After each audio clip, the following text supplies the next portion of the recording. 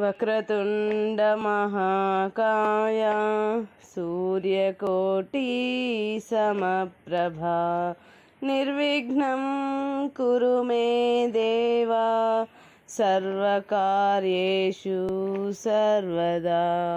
గురుబ్రహ్మా గురుర్విష్ణు గురుర్దేవో మహేశ్వరః గురు సాక్షాత్ పరబ్రహ్మ తస్మై శ్రీ గురవే నమః. ఓం ద్రాం దత్తాత్రేయాయ నమః. శ్రీ గురుదత్త జయ గురుదత్త. శ్రీ దత్త కథా సుధారణము. ఓం శ్రీ గురుదేవ దత్త. 8వ రోజు పారాయణము. జంభాసుర సంహారము. ఒకప్పుడు జంభాసురుడను రాక్షసుని తన చూపులతో నిర్వీర్యుని చేసి దేవరాజైన ఇంద్రునికి విజయము కూర్చెను.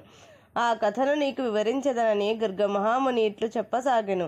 అసురులకు నాయకుడై జంభాసురుడను వాడు సరాసరి అమరావతిపై దండెత్తి దేవేంద్రుణ్ణి మరియు దేవతలందరినీ పరాభవించి బయటకు పంపి ఇంద్రుని సింహాసనమును ఆక్రమించి ఆగడములు చేయుచుండెను. దిక్కుతోచక దేవేంద్రుడు మొదలగు దేవతలందరూ దేవగురుడైన బృహస్పతి వద్దకు పోయి ప్రణమిల్లిరి. అందరూ చేతులు జోడించి, గురుదేవా, మేము మా స్థానములు విడిచి కడగండ్ల పాలైనాము. ఆ జంభాసురుడు అజేయుడై ఉన్నాడు. మా శక్తి కొలది పోరాడి ఓటమిని పొంది నిలకడలేకున్నాము. మాకిప్పుడు తగిన ఉపాయమును తెలిపి ఆ అసురుని బాధల నుండి తప్పింప మీరే సమర్థులని ప్రాధేయపడి బాధలను విన్నవించారు. అప్పుడు బృహస్పతి ఇట్లు పలికెను. ఓ దేవేంద్ర, ఈ రాక్షసుని బలం అజేయమైనదే. శివుడు, విష్ణువు, బ్రహ్మలలో ఎవరూ వీనిని జయింపలేరు. 3 అంశలు ఏకమై పుట్టినవాడు, అత్రి అనసూయ గర్భ సంజాతుడు, త్రిమూర్తి స్వరూపుడు, దత్తాత్రేయుడు అను పేరుగాంచినవాడు. ఆయన మాత్రమే ఈ జంభాసురుణ్ణి నిర్జించగల శక్తిమంతుడు. మీరు ఆ దత్తాత్రేయుని శరణు పొందుడు, ఆయన చెప్పిన విధంగా నడుచుకొనుడు అని ఉపాయము చెప్పి, ఓ దేవేంద్ర, ఆయన చిత్ర విచిత్ర వేషధారిగా కనిపించవచ్చును. చిన్నవాడే అనేక మంది మునులకు యోగిగాను, స్త్రీలోలుడుగాను, వృద్ధుడుగాను అనేక విధముల దర్శనమిచ్చి అందరికీ అందని స్థాయిలో పరీక్షలు అనేకం పెట్టి తుదకు ఆత్మానుభూతిని కలిగించాడు. ఆయన లీలా వేషధారి. నీవు కడు జాగరూకత వహించి ఆ స్వామి పెట్టు పరీక్షలలో నిలబడవలెను అని ఎన్నో రీతిలా బోధించి దత్తస్వామి దర్శనమునకై పంపెను. దేవేంద్రుడు గురుని ఆదేశమును తలదాల్చి సహ్యాద్రి పర్వత శ్రేణులందు దత్తస్వామిని వెదుకుచూ పోయెను. ఒక చోట ఒక సుందర పురుషుడు అనేక మంది స్త్రీలతో క్రీడిస్తున్నట్లు కనబడెను. ఇంద్రునికి సందేహము కలిగెను. ఆ స్త్రీలు ఆడుతూ పాడుతూ మధువును అందిస్తూ ఉన్నారు. ఆ పురుషుడు వారితో ఆడుచూ ఎంగిలి మధువును త్రాగుచూ తూలుచున్నాడు. ఆ స్థితిని చూచి ఇతడు దత్తాత్రేయుడు, త్రిమూర్తి స్వరూపుడైన మహాబలశాలి, రాక్షస సంహారం చేయగలడని ఎట్లు ఊహించుటాయని సందేహము కలిగెను. వచ్చిన పని చెప్పకనే వెనుదిరిగిపోవుదమని యోచించుచుండగా దేవర్షి నారద ముని వచ్చి, ఆహా, ఏమి వైభవము దేవేంద్ర! ఈ యోగి వైభవము ఎవ్వరూ ఊహించరానిది. దేవేంద్రుని చూచి ఈర్ష్య చెంది రాక్షసులు ఆ విభవమును కోరుకొందురు. కానీ ఈ యోగి పట్ల అటువంటి ఈర్ష్య ఎవరూ చెందరు. అట్లెవరైనా ప్రవర్తించినచో వెలుగును ఢీకొన్న చీకటి చందమున అందులోనే లయం అయ్యెదరు. నీవు వచ్చిన పని మరచితివా, లేక తన్మయత్వమునందితివా అని ఇంద్రుడు ప్రబోధించగా ఇంద్రుడు దత్తస్వామి యొక్క పాదపద్మాలపై పడి నమస్కరించి, శరణుదేవా, శరణు శరణు, మా కష్టాలు తమరే తీర్చవలసి ఉన్నది. జంభాసురుణ్ణి గెలవలేక చెట్టుకొకరు పుట్టకొకరైనాము. ఏ విధంగానైనను మా సింహాసనము మాకు దక్కునట్లు చేయగలరు తమరే అని పరిపరి విధములా ప్రార్థించెను. దేవేంద్ర, మీ బలము కన్నా నా బలము గొప్పదా? చూచుచున్నారు కదా నా స్థితిని. భార్యాదాసుడై స్త్రీలోలుడనై మత్తు మందును త్రాగుచున్న నేనే విధంగా రాక్షసులను గెలువగలను? నన్ను హేళన చేయుటకై ఇటువంటి పన్నాగము పన్నినారా? ఏమో, ఇది నా అనుమానాస్పదముగానే ఉన్నది.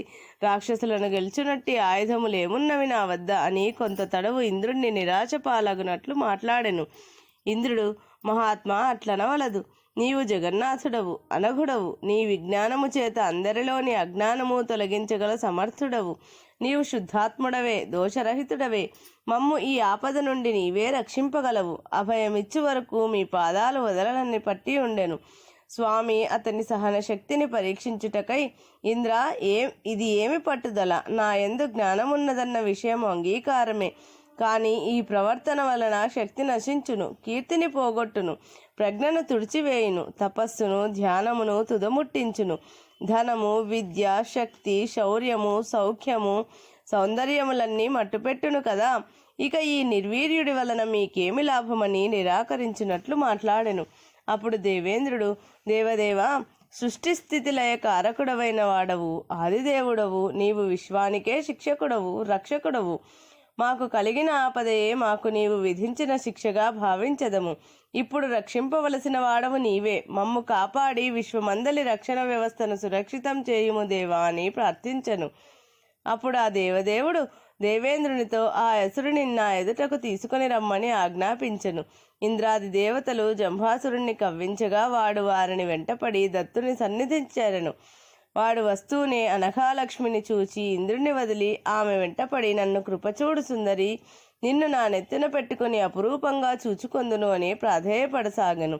దత్తస్వామి తన చూపులనే తూపులుగా ప్రయోగించగా జంభాసురుడు తన వినాశనమును తానే కొని తెచ్చుకొన్నాడు.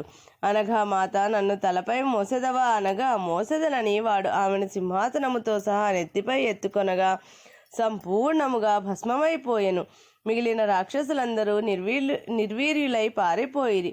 దేవేంద్రుడు విజయోత్సాహము పొందెను. తరువాత దత్తస్వామికి నమస్కరించి, స్వామి, లక్ష్మీదేవి ఏ ఏ స్థానములందు ఏమి లభించునో వివరించమనగా దత్తస్వామి ఇట్లు చెప్పెను. లక్ష్మి పాదస్థానమందున్న పెద్ద పెద్ద సౌధములందు నివసించెదరు. నాభిస్థానమునందున్న మంచి వస్త్రములు రత్నములు బహువిధ భోగములు కలుగును. గుహ్యస్థానమందున్న కళత్ర సౌఖ్యము కలుగును. వక్షస్థలమునందున్నచో సత్సంతానమిచ్చును.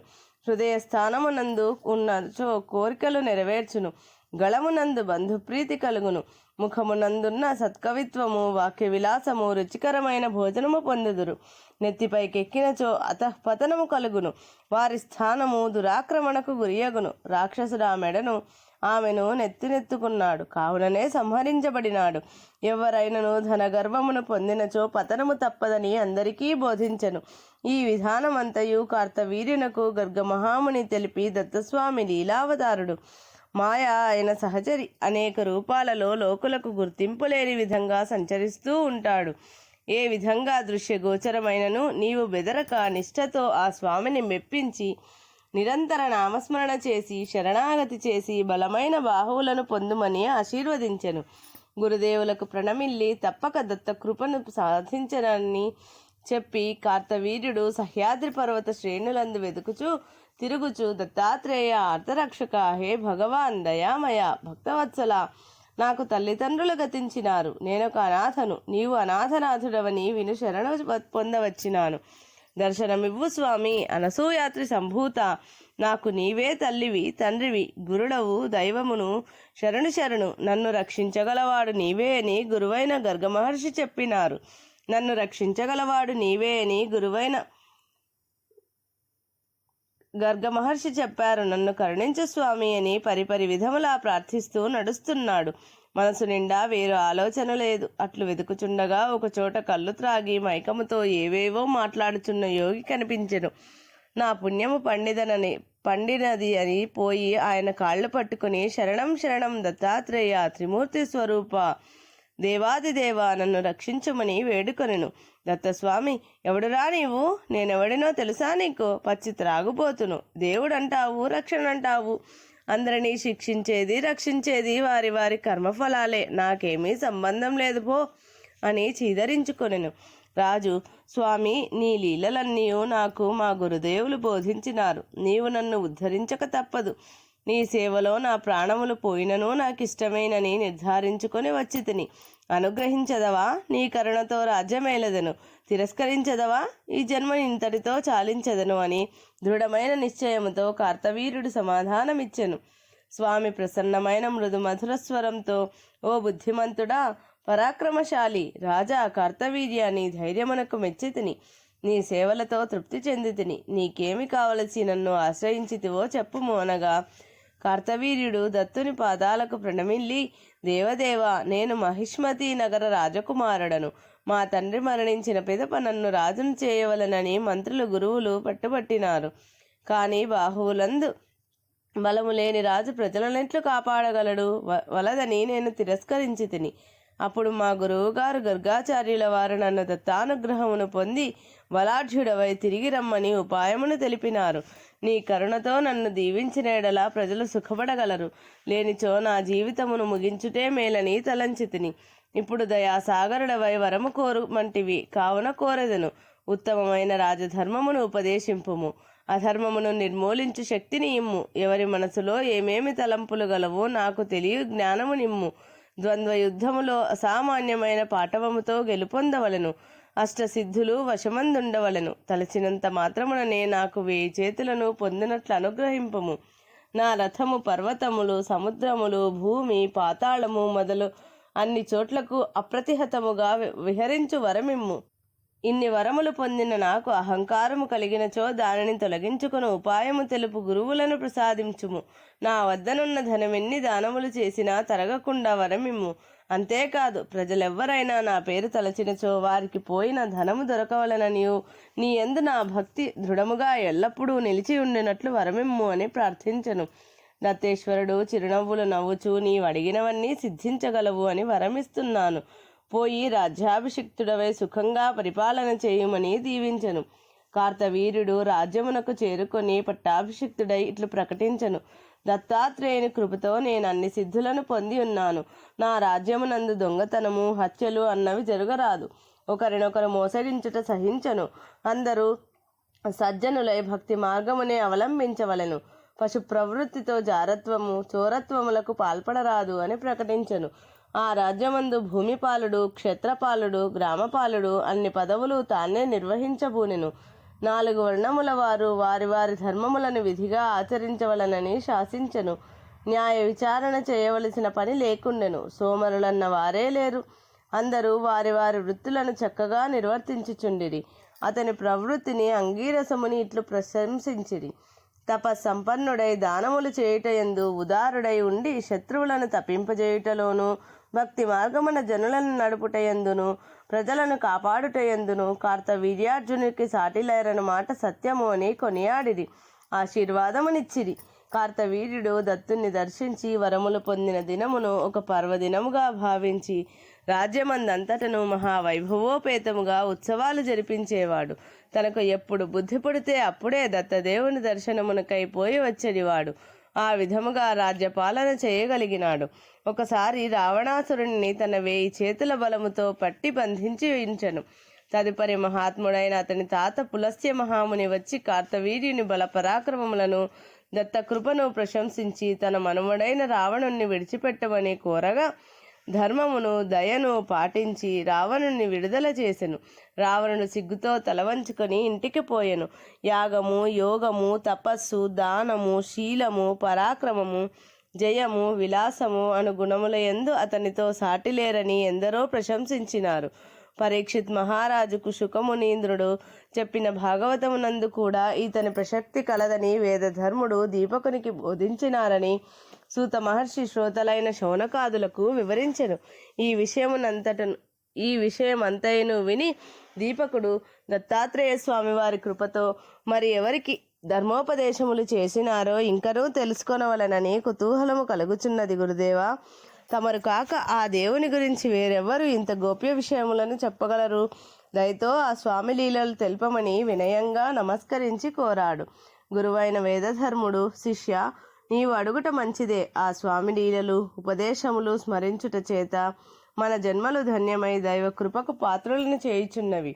పూర్వము కృష్ణ పరమాత్మ తన మిత్రుడైన ఉద్ధవునకు బోధించిన వృత్తాంతమును ఇప్పుడు నీకు చెప్పెదనని ప్రారంభించెను. కృతయుగమునందు మానవులకు మంచి చెడులను వివరించి చెప్పుటకు గురువు అవతరించును. ప్రత్యక్షము, అనుమానము, ఆప్తవాక్యము అను ప్రమాణములను ఆధారం చేసుకుని గురువు బోధలు చేయును. దానికై అవధూత యదు సంవాదమును వినిపించదనని చెప్పసాగను. అనఘుడైన తరుణ వయస్సు గలవాడైన ద్విజుడైన కవియను అవధూత యదు మహారాజు వద్దకు వచ్చెను. రాజు ఆయనను సత్కరించి ఇట్లు ప్రశ్నించెను. ఓ మహాత్ముడా, ఏ కర్మలను ఆచరించక కర్తవుగాక కామివి కాక ఎట్లు మనుగులుచున్నావు? జనులందరూ ధర్మ అర్థ కామములందే చిక్కుకొని అనేక కర్మలను ఆచరించి తృప్తిని పడయుకున్నారు కదా. నీకెవరు తత్వబోధ చేసిరి? ఇంద్రియములకు విషయస్పర్శ అంటనీయకుండా స్థిరమైన నిర్లిప్తమైన చిత్తము నీకెట్లు అబ్బినది? పఠన పాఠన యజన యాజన దాన పరిగ్రహములను వానిని ఎట్లు త్యజించితివి? నా సంశయమును తీర్పుమని ప్రార్థించిన యదు మహారాజుతో కవియను అవధూత ఇట్లు చెప్పెను. ఓ రాజా, బుద్ధిమంతులకు గురువులు చాలామంది నాకున్నారు. వారి బోధనలను విని ఆచరించి మోక్ష మార్గము కనుగొని అందు పయనించుచున్నాను. గురువులను వారనరించిన బోధనలను వివరించెదను విను. నాకు గురువులు 24 మంది కలరు. మొదటిది భూమి. భూమి నా ప్రథమ గురువు. తన పుట్టుకయు నడవడియు తన అధీనమందు ఉండదనియు జీవితమంతయు పరోపకారమునకే పరిమితమైనదనియు పర్వత వృక్ష భూయిష్టమైన పృథ్వీ నుండి నేను గ్రహించి తిని. ఇది భూమి నేర్పిన పాఠము. పృథ్వీతత్వమే శరీరము. వాయువు నా రెండవ గురువు. వివిధ రూపములైన అన్నపానీయాదులు ఇంద్రియాల లోలత్వమును కలిగించును. పూర్తి నిరాహారులైనచో యోగము చేయజాలరు. కావున రుచియందు మనసు పోనీయక అనాసక్తులై దొరికిన దానితో తృప్తిపడి శరీరమును యోగ సాధన యందు నియమించి నిర్లిప్తముగా ఉండవలెనని వాయువు నేర్పిన పాఠము. అంతేకాదు, వాయువునకు దుర్గంధము సుగంధమనునవి లేవు. సర్వత్రా వీచినప్పుడు కొంత దూరమే ఆ గంధము యొక్క ప్రభావం ఉండును. తరువాత తన నిర్మల స్వభావమే ఉండును. అట్లే దేహ ధర్మములను నిర్లిప్తతతో చరించవలనని తెలుసుకొంటివి.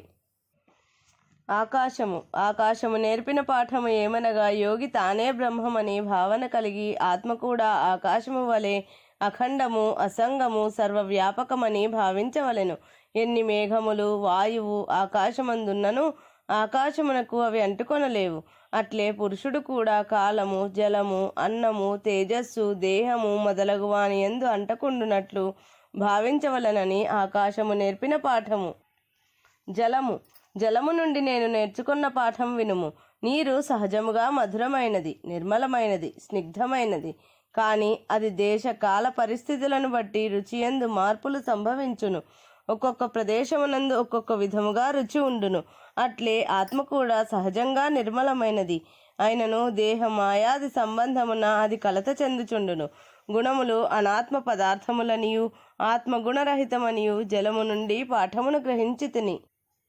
అగ్ని తేజస్వియును తపఃప్రభావ సంపన్నుడును నిర్భయుడైన యోగీశ్వరుడు అయాచితంగా దొరికిన ఏ పదార్థమునైనా తిన్నచో సర్వభక్షకుడైన అగ్నికి ఏ మాలిన్యము అంటనట్లుగా దోషం అంటకుండును, నిర్మలుడై ఉండును. అగ్గి తగిలిన మైల బుగ్గి అగును అన్న సామెత వలె యోగి అగ్ని వంటివాడు. కావున యోగి ఏది స్వీకరించినను ఇతరులకు కళ్యాణకారి అగును. అందుకే సాధువులు భిక్షావృత్తిని అవలంబించి లోక కళ్యాణమును మదియందు సంకల్పించి భిక్ష స్వీకరించి దాతలను పవిత్రీకరించెదరని అగ్ని నుండి నేను నేర్చుకున్న పాఠము. చంద్రునికి కళలు అన్నవి కాల ప్రభావము చేత ఏర్పడుచున్నవే కానీ నిజంగా చంద్రునికి హాని వృద్ధి అనునవి లేవు. అదే విధముగా శరీరములు పుట్టుట పెరుగుట పరిణామము చెందుట తరుగుట క్షీణించుట నశించుట అనునవి శరీరమునకే కానీ ఆత్మకు లేవు అని చంద్రుని ద్వారా నేను నేర్చిన పాఠము.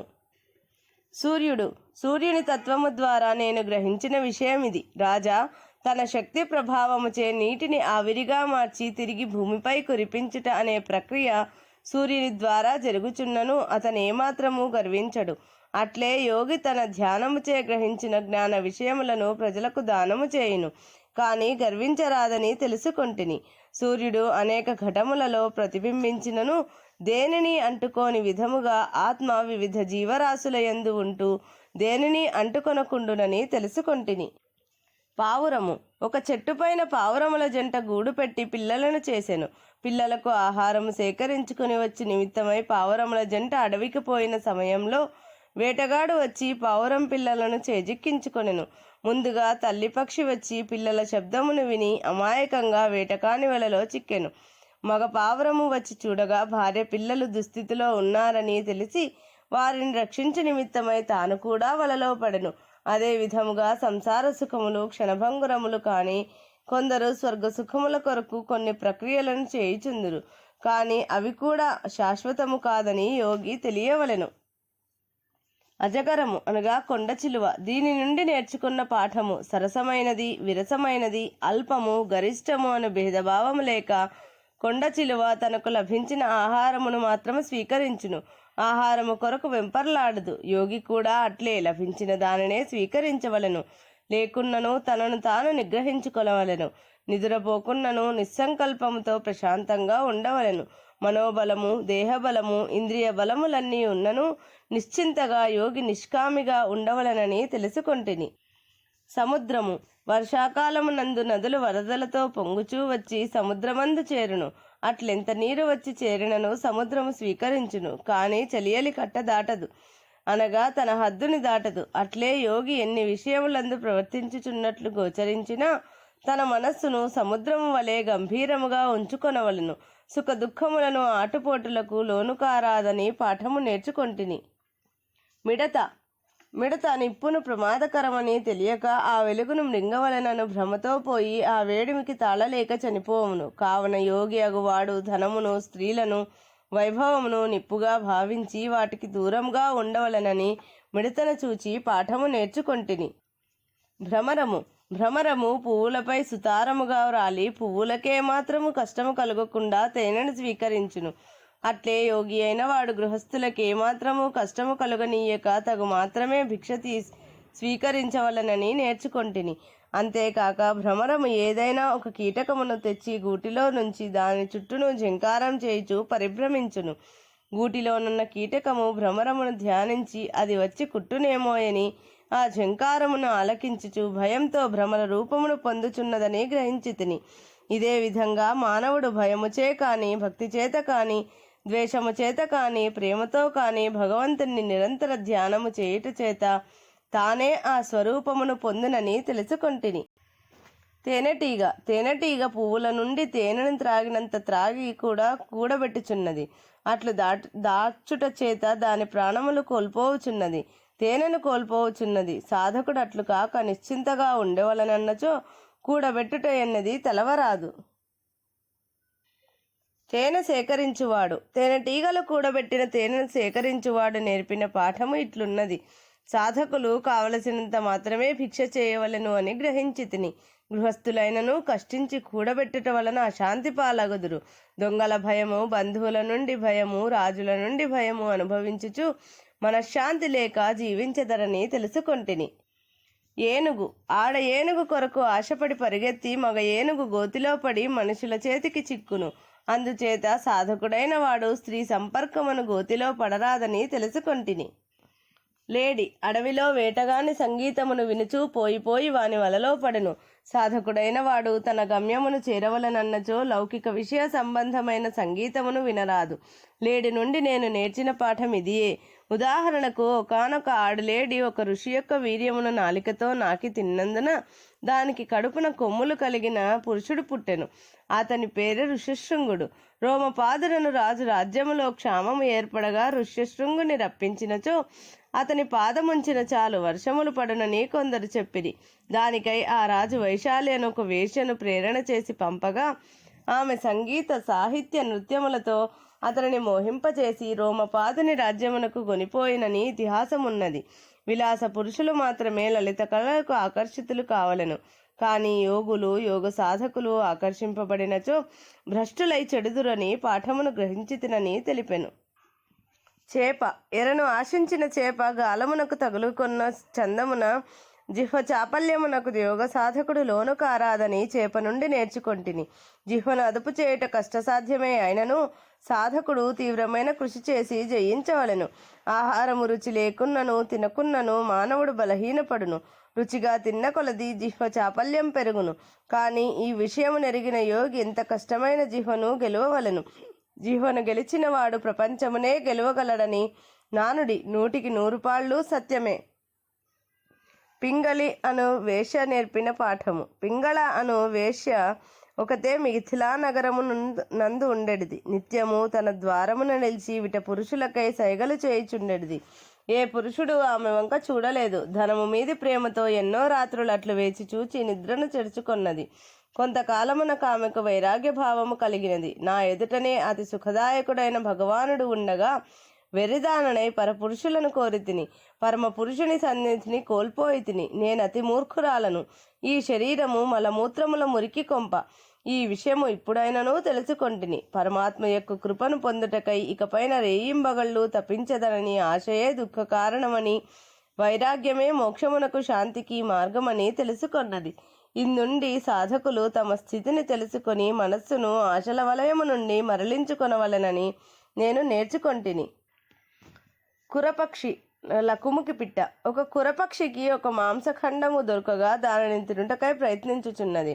దానిని చూచి అనేక పక్షులు దానిపై దాడి చేసినవి. ఏ చెట్టుపైనను నిలువనీయక దానిని వెంబడించినవి. చివరకు ఆ పక్షి విసుగు చెంది ఆ మాంసపు ముక్కను జార విడిచి హాయిగా చెట్టుపైన విశ్రమించెను.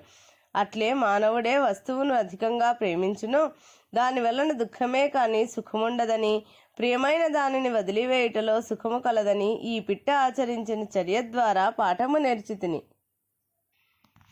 కుమారి నేర్పిన పాఠము. ఒక కన్యను చూచుటకై కొందరు పెద్దలు వచ్చిరి. తల్లిదండ్రులు గ్రామాంతరమునకు పోగా ఇంటిలో కన్య ఒక్కరితయే ఉండెను. వచ్చిన వారికి గౌరవించి అతిథి సత్కారములు చేయుటకు ఆ కన్యయే పూనుకొనును. ఇంటిలో బియ్యము లేనందున ధాన్యమును దంచుట ప్రారంభించెను. దంచినప్పుడు ఆమె చేతి గాజులు శబ్దము చేయుచుండెను. అందులకై 2 గాజులు మాత్రం ఉంచి మిగిలినవన్నీ తీసివేసి దంచసాగెను.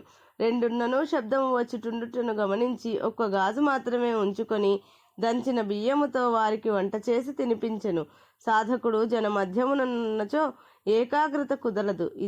ఇద్దరన్నను అనవసర ప్రసంగములు వచ్చుచూనే ఉండును. ఏకాగ్రత చెడునని ఈ కన్యక ద్వారా నేను పాఠము నేర్చుకొంటిని. అందుచే ఏకాంతమే మంచిదని తెలుసుకొంటిని. బాలుడు నేర్పిన పాఠము. మానవమానములకు పట్టించుకొనక, కుటుంబ చింతలు లేక, భయమన్నది లేక అమాయకముగా నుండు బాలుణ్ణి చూచి నేను ఆ విధముగా సాధకుడు ఉండవలెనని గ్రహించి తిని. విషయ చింతన విడిచి ఆత్మ సంతుష్టుడనై ఉండవలెనని నేర్చుకొంటిని. శరకారుడు. బాణములను తయారు చేయువాడు ఒకడు తన పనిలో నిమగ్నమై ఉండగా ప్రక్క నుండి సైన్యముతో రాజు పెద్ద ఉత్సవముగా ఊరేగుచూ పోవుచున్నను శరకారుడు గమనించలేదు. అంతటి శబ్దములతని ఏకాగ్రతను భంగపరచలేకపోయినవి. ఆ విధముగా యోగి అయిన వాడు ఆత్మయందే ఈశ్వరుణ్ణి దర్శించుచు తన చుట్టూనూ జరుగు విషయములను పట్టించుకొనరాదని తెలుసుకొంటిని. పాము నేర్పిన పాఠము. పాము తనకు తానుగా నివాసమును నిర్మించుకొనదు. చీమలు పెట్టిన పుట్టల యందు తలదాచుకొనును. సంఘజీవి కాక ఏకాకిగానే తన జీవితమును గడుపును. దీనిని ఆలోచించి సాధకుడు యోగి ప్రత్యేక నివాసములను ఏర్పరచుకొనరాదు. ఇతరులతో స్నేహం చేయరాదని నేర్చుకొంటిని. సాలీడు నేర్పిన పాఠము. జగదీశ్వరుడు సర్వజనారాధ్యుడు నారాయణుడొక్కడే. తన మాయ చేత సకల చరాచర సృష్టిని చేసి ప్రళయకాలమందు తనలోనే ఇముడ్చుకొనుచున్నాడు. దీనికి ఉదాహరణగా సాలీడును చూచి నేను పాఠమును గ్రహించి తిని. సాలీడు తన నోటి నుండి వచ్చి జిగురు పదార్థముతో గూటిని అల్లును. ఈ విధానమును చూచి పరమాత్మ తత్వమును గ్రహించి తిని. ఓ యదురాజేంద్ర, ఇప్పుడు చెప్పిన 24 మంది గురువుల అనగా ప్రకృతిలోనివి నుండి నేను ఈ తత్వమంతైను నేర్చుకొంటిని. ఇక నేను ఈ శరీరము నుండి నేర్చుకున్న దానిని చెప్పేదను, శ్రద్ధగా వినుము. నిరంతరము మార్పు చెందునట్టిదియు చావు పుట్టుకలు కలదియు అగు ఈ శరీరమే చావు పుట్టుకల నుండి తప్పించగల వైరాగ్య వివేకములను పొందుటకు వీలుగానున్నది. కావున దీనినే గురువుగా చేసుకొంటిని. అయినను దీనిని కుక్కలు నక్కలు తినుచుండుటను గమనించి దీనిపై అభిమానమును వదిలితిని. తత్వానుసంధానమునకు అవసరమున్నంత వరకే దీనితో సంబంధం ఉంచుకొనవలెను.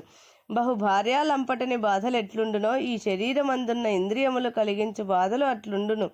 జిహ్వ, ఉదరము, చెవి, కన్ను, ముక్కు, జననేంద్రియములన్నీ కలిసి దేహాభిమానియగు పురుషుణ్ణి దుఃఖపెట్టుచుండును.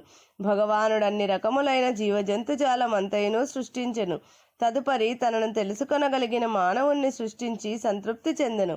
అందుచేత మానవుడై పుట్టినవాడు కష్టపడి తిరిగి పుట్టుక లేకుండా చేసుకొను మార్గమును అన్వేషించి గురు దర్శనము పొంది సమయమెరిగి ప్రశ్నించి ముక్తి మార్గమును గురుబోధ ద్వారా తెలుసుకొని సాధించవలసి ఉన్నది.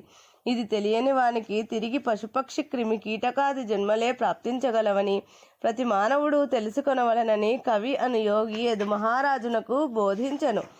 ఈ లోకంలో మానవ జన్మ లభించుటయే దుర్లభం. అందుకే జంతువునాం నరజన్మ దుర్లభం అని శాస్త్రాలు ఘోషిస్తున్నాయి. అయినా నరజన్మ ఉత్తమం అని కూడా చెప్పబడినది.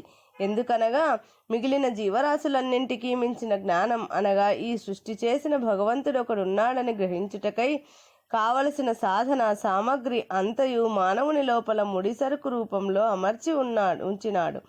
లోకంలో జరిగే ప్రతి సన్నివేశము వానికి జ్ఞానాన్ని కలిగిస్తుంది. దృష్టిం జ్ఞానమయం కృత్వా పశ్చాత్ బ్రహ్మమయం జగత్ అను ఆర్యోక్తి ప్రకారం మానవుడు తన దృష్టిని జ్ఞానమయం చేసుకునే ప్రయత్నం చేసి తీరాలి. అనేక జన్మలు పశుపక్షి జంతువుల రూపాలలో తిరిగి ఈ జీవుడు మానవులకు సేవలు చేసి ఆ పుణ్య ఫలితంగా మానవ జన్మను పొందాడు. ఈ జన్మను సార్థకం చేసుకుని తీరాలి. జంతుజాలాలన్నీ ప్రకృతికి లోబడి జీవిస్తాయి. మానవుడు ప్రకృతిపై ఆధిపత్యాన్ని వహించి స్వతంత్రంగా కృషి చేసి ముక్తి పొందుటకు అవకాశం భగవానుడు కల్పించినాడు. అంతేకాదు, తెలుసుకొనగలిగితే జీవుడే జీవభావాలను దూరీకరించుకొని తాను దేవుడనని ఎరుక పొందగలడు. ప్రకృతియే మానవునికి సరియైన గురువు అని పైన చెప్పిన ఉదాహరణల సారాంశము. వేరే గురువులు లేరని కాదు రాజా, గురుతత్వం అన్నది అద్వితీయము, అనూహ్యము. కావున ఒక్కొక్క గురువు ఒక్కొక్క తీరుగా బోధ చేసెదరు. ఎవరేమి చెప్పినను అన్వయ వ్యతిరేక దృష్టాంత మార్గంలో చింతించి ఎవరికి వారే అనుభవమును పొంది ధన్యుడు కావలెను అని ప్రబోధించి ఆ అవధూత యదు మహారాజును దీవించి వెళ్ళెను. ఈ ప్రస్తావన శ్రీకృష్ణుడు ఉద్ధవునితో చెప్పెను అని వేదధర్ముడు దీపకునితో చెప్పెను. ఇదియే అవధూతోపాఖ్యానము అని సూత మహర్షి శౌనకాదులతో చెప్పి ఈ బోధను విన్న యదు మహారాజు ముక్తసంగుడయ్యను. అందరూ ఈ విషయమును మహాజ్ఞానియు యోగిరాజును అగు దత్తాత్రేయుడే ఈ అవధూత రూపమున యదు మహారాజుకు బోధించినాడని తెలియవలెను. ఈ ఆఖ్యానమును వినిపించిన గురువును విన్న శిష్యుడు అపార జ్ఞానమును పొంది ముక్తులగుదురు. ఇది శ్రీ దత్త కథాసుధారణము దత్త భాగవతం తృతీయ అధ్యాయము సంపూర్ణం. ఇది 8వ రోజు పారాయణం సంపూర్ణం.